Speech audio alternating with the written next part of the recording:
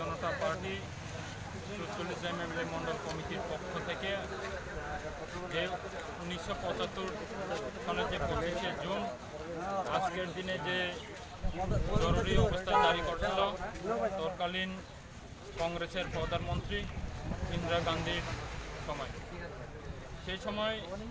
আমাদের যে কার্যকর্তা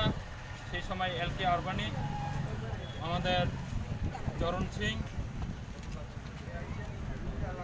এমন অনেক কার্যকর্তাকে সে সময় বিনা বিচারে আটক করা হয়েছিল। সেই সময় তাছাড়া আরও অন্যান্য যে সাংবাদিক, লেখক তাদেরকেও বিনা বিচারে আটক করা হয়েছিল। কেননা আর যে 25শে জুন রাত্রে তাদের যে বৈদ্যুতিক লাইনে সব কিছু কেটে দেওয়া ছিল, আর যে সারা 12 বছর যে অর্থনৈতিক রাজনৈতিক পঙ্গু হয়ে গেছিল, তার জন্য আমরা